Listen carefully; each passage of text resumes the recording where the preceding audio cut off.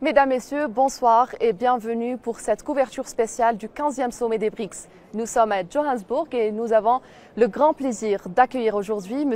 Kemi Seba, qui est président de l'ONG Urgence panafricaniste. Monsieur Seba, bonjour et merci beaucoup d'être avec nous. Bonjour à vous, que la paix soit sur vous. C'est un plaisir pour moi d'être Le plaisir est partagé, avec Monsieur vous Seba. dans ce pays de Winnie Mandela et de Nelson Mandela. Merci Monsieur Seba. Peut-être quoi de mieux de commencer par une analyse et une lecture des travaux du 15e sommet des BRICS à la lumière, bien sûr, des conditions géopolitiques, des conditions économiques globales. Je pense qu'on traverse une période historique et ce 15e sommet, plus que jamais, est en adéquation avec l'ère dans laquelle nous sommes.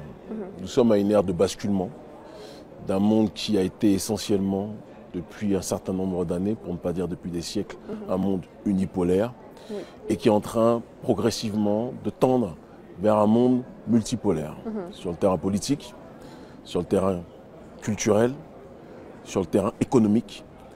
Une majorité de l'humanité en a marre de l'hégémonie du dollar et le fait que les BRICS soient autant portés par les masses de différentes contrées de l'humanité est pour moi l'illustration qu'il y a un besoin d'autre chose, une volonté alternative à ce qui nous est proposé par l'oligarchie occidentale. Donc je pense que les BRICS viennent à point nommé actuellement. Et vous le voyez, c'est-à-dire qu'au-delà des pays demandeurs, il y a une influence. Tout le monde ne peut pas rentrer ici, mais ceux qui sont rentrés ici sont issus de tous les pays. Ceux qui ont été invités sont issus de tous les pays. Du Sud, notamment du Sud global, comme on dit. Et je crois que les BRICS, pour moi, sont véritablement une alternative à ce que l'on a vu pendant trop longtemps en Occident.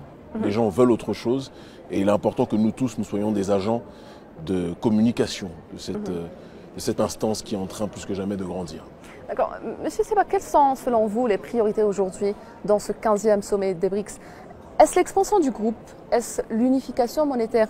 Et ces priorités constituent-elles les premières étapes vers la sortie de cette unipolarité dont vous avez parlé? Moi, je pense premièrement l'extension du groupe est nécessaire parce que ce qui va donner encore plus de force, à mon sens, aux BRICS, ce sera sa capacité à absorber en son sein d'autres contrées qui veulent elles aussi être dans cette même perception du monde et dans cette même pratique de la politique et de la géopolitique de manière générale. Et donc, il y a beaucoup de pays demandeurs. Je pense qu'il faut évidemment regarder les choses au cas par cas, mais plus il y aura de membres sérieux et rigoureux, plus cela crédibilisera la démarche des BRICS, qui est déjà plus que jamais crédible à mon sens. En ce qui concerne maintenant le principe sur le terrain monétaire, je pense qu'il faut qu'on étudie les choses de manière très sérieuse et rigoureuse. Parce qu'il y a des pays qui sont aujourd'hui dans des situations de prédation économique. Je parle de mon propre exemple, nous vivons dans la zone franc, qui est une zone coloniale, l'Afrique de l'Ouest et l'Afrique centrale, à travers le franc CFA. Le franc CFA est une monnaie beaucoup trop forte pour les économies locales et cela anéantit tout processus de compétitivité parce que nous sommes arrimés à l'euro. Il ne s'agit pas de créer une nouvelle monnaie qui ne sera pas en adéquation avec les besoins des populations. Exactement. Donc il faut étudier véritablement au cas par cas et que cette monnaie soit une alternative réelle pour tous les peuples et tous les pays qui intégreront les BRICS. Donc il y a un vrai travail à faire sur ce terrain. Pour moi, c'est l'un des aspects les plus importants, mais je pense que c'est un aspect qui doit prendre de manière rigoureuse du temps, si on veut être le plus efficient possible. D'accord. Avant d'arriver à cela, Monsieur Seba, nous parlons souvent de cet énorme potentiel économique des BRICS. On parle de 42% de la population de la planète, on parle de 23% du produit intérieur brut mondial et 18% aussi du volume des échanges commerciaux internationaux. Cela signifie-t-il, à votre avis, que les BRICS sont devenus un pôle économique autonome dans le monde? De manière évidente. Vous avez dit quelque chose tout à l'heure de très important. Vous avez dit 42% de la population mondiale dans l'état actuel des choses, avant son élargissement. C'est-à-dire que d'ici quelques années, dans les 2-3 prochains sommets, les BRICS constitueront la majorité de l'humanité. Je pense que c'est très important qu'on puisse garder en tête cet élément.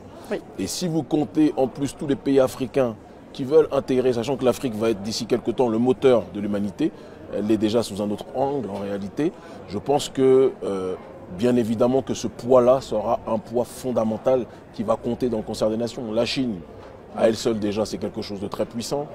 L'Inde, à elle seule, c'est déjà quelque chose de très puissant. La Russie aussi. Tous ces pays ont leur réalité. L'Afrique du Sud, n'oublions pas, parce que l'Afrique du Sud a été intégrée aux BRICS. Le Nigeria, qui est la première puissance économique africaine, le jour où ils vont intégrer les BRICS, ça va être quelque chose. L'Algérie, s'il plaît à Dieu, le jour où ils vont intégrer les BRICS, ça va être quelque chose. Je pense qu'on est dans une direction qui est fondamentalement efficiente et importante pour toutes nos populations. D'accord. Vous avez mentionné le poids fondamental et aussi les composantes économiques mais aussi démographiques qui sont importantes. Mais est-ce que ce but reste à atteindre dans la lumière des transactions mondiales qui se font toujours avec le dollar?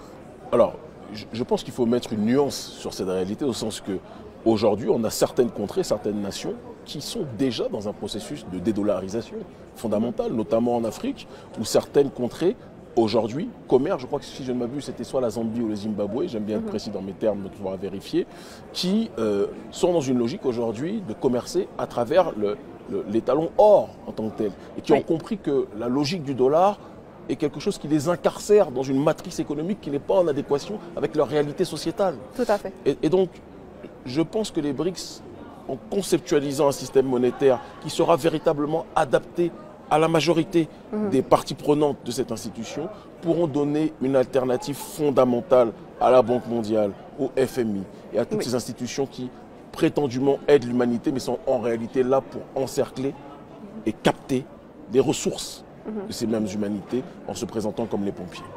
D'accord. On parle souvent de cette dédollarisation, des voix s'élèvent pour l'abandon du dollar dans les échanges commerciaux. Il y a aussi des demandes, comme nous avons mentionné, pour rejoindre les BRICS, 23 pays en particulier. Est-ce que vous pensez qu'il y a que l'économie est juste entre ces pays et va aider à développer et à atteindre le but des BRICS? Non, ce qui est sûr, c'est qu'il faudra qu'il y ait des critères de convergence qui soient réunis si on veut qu'il y ait une adhésion à une monnaie commune. Ça me paraît de toute façon des plus logiques. Et pour cela, il devra y avoir un effort de chaque nation, j'allais dire individuel, mais à l'échelle d'une nation, que chaque pays puisse faire l'effort pour réunir justement ces critères de convergence et qu'on puisse aller dans une direction qui soit en adéquation avec la vision prônée et proposée par les BRICS. Oui. Maintenant, je pense qu'ils ont la volonté de rentrer dedans, sont déjà des pays, quand on les étudie, qui sur le terrain économique sont dans une situation quand même beaucoup plus saine que beaucoup d'autres pays. Tout le monde ne se lève pas en disant je veux rentrer aux BRICS parce qu'ils savent qu'il va y avoir une étude de dossier très profonde dessus et que donc ils doivent être en harmonie avec un certain nombre de principes, de valeurs et de conditionnalités qui seront exposées à travers justement la charte des BRICS. Mais ça, je pense que c'est un travail de fond qui doit être mené collectivement et aussi individuellement à l'échelle de chaque nation. Vous pensez que ça va être abouti à la fin de ce sommet? Je ne suis pas sûr que ce soit à la fin de ce sommet. Je pense qu'il y a beaucoup parmi les gens qui veulent rentrer, les pays qui veulent rentrer, il y a beaucoup de pays qui n'auront pas forcément satisfaction à l'issue de ce sommet. Oui. Mais une partie, je pense, va être ceux qui sont les plus proches de ce qui est déjà présenté en termes de conditionnalité, à mon sens, seront acceptés. Mais même les entités qui ne pourront pas, d'après les échos que j'ai par rapport à tous les échanges qu'on a avec un certain nombre de responsables politiques, institutionnels, même ceux qui ne pourront pas rentrer maintenant, je pense, rentreront après. Les gens sont très lucides sur cette réalité. Vous avez mentionné la nouvelle monnaie unifiée et qui a été aussi exprimée récemment par le président brésilien au sommet de Paris. Je ne suis pas sûr que la monnaie en question sera présente et sera lancée à l'occasion de ce sommet. Comme je vous l'ai dit tout à l'heure, de manière très précise, je pense qu'il y a énormément de travail à faire, de conditions qui doivent être réunies pour que l'on puisse arriver à cette direction. Simplement, je pense qu'il faut encore plus clarifier les conditions qui permettront à ce que chaque nation puisse s'aligner sur le principe évoqué par la réalité des BRICS. Ça, c'est un travail de fond qui doit être effectué et on va tous être attentifs dessus. D'accord. Les conditions vécues récemment par l'économie mondiale, on parle de la crise du coronavirus jusqu'aux conséquences de la guerre en Ukraine, mais aussi en arrivant aux sanctions américaines contre la Russie. Est-ce que vous pensez qu'elles vont accélérer cet objectif? Ça va accélérer la réalisation de l'objectif qui est recherché par les pays des BRICS? Ça va accélérer de toute façon ce qui est recherché par les BRICS pour la simple et unique raison que le système qui est bouleversé par les événements que vous venez de relater et d'exposer, c'est le système du monde unipolaire. C'est le monde occidental et ses règles qui sont aujourd'hui bousculées. Et ceux qui veulent créer un monde alternatif à ce monde sous lequel nous vivons, ce monde qui nous impose son joug actuellement, ce sont les entités qui justement veulent une réalité différente, plus juste, plus multipolaire et c'est matérialisé par les BRICS. Donc je pense que dans ce chaos provoqué par les diverses guerres, par les divers événements, par le coronavirus, que ce soit la guerre en Ukraine, que ce soit la guerre au Yémen, qui est une guerre impérialiste aussi, on peut en parler, etc., etc., toutes ces entités, tous ces événements, toutes ces réalités, pour moi, favorisent l'instauration d'un régime global beaucoup plus juste qui s'appuiera sur le respect des diverses particularités. C'est la différence fondamentale avec le globalisme néolibéral qui veut uniformiser l'humanité. Là, on ne parle pas d'uniformisation de l'humanité, on parle de chaque peuple qui vient avec sa valeur ajoutée, en respectant sa particularité. Et je pense que ça, c'est quelque chose qui manquait profondément au monde unipolaire et que l'on est en train de gagner avec la réalité de la multipolarité. Qu'est-ce qui pousse ces pays à rejoindre les BRICS? Est-ce qu'ils se sentent plus en sécurité, si on peut dire ça, au sein des BRICS? Est-ce que si on parle par exemple de monnaie unifiée, est-ce que ça va apporter un plus à l'économie mondiale, mais aussi à l'économie de ces pays?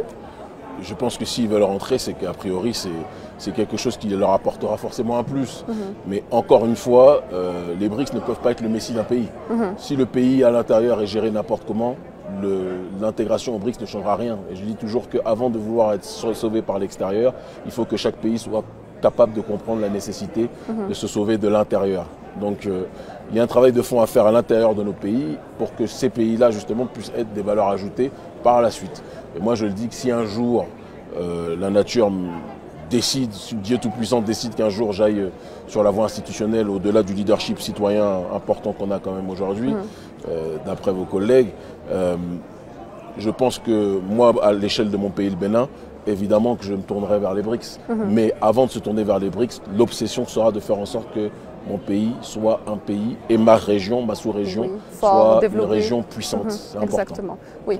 Supposons que ce sommet va conduire à l'acceptation de nouveaux membres. Qu'en est-il des rapports sud-sud au sein des BRICS? Quand vous dites rapport sud-sud, c'est entre les différents pays, il est évident qu'il y a beaucoup de choses qui doivent être améliorées. Ne nous mentons pas. Il y a beaucoup de choses qui doivent être corrigées. Ne nous mentons pas. Comme dans une famille peut s'aimer, mais il y a parfois des abcès qui doivent être crevés. Et je profite de votre chaîne, qui est une chaîne que je suis régulièrement. C'est pour ça que j'ai accepté, bien évidemment, volontiers cette interview. L'Algérie est une terre des révolutions. C'est une terre qui a été la Mecque de la révolution pendant très longtemps. Et que ce soit les Black Panthers, que ce soit les mouvements panafricanistes, à un moment donné, tout le monde se retrouvait à Alger. Comme aujourd'hui, beaucoup se retrouvent à Moscou. Parlons de l'Occident maintenant. L'Occident fait preuve d'un intérêt croissant pour le groupe des BRICS. Vous avez mentionné tout à l'heure l'exemple du président français Emmanuel Macron et aussi une grande attention de la part des médias pour ce sommet.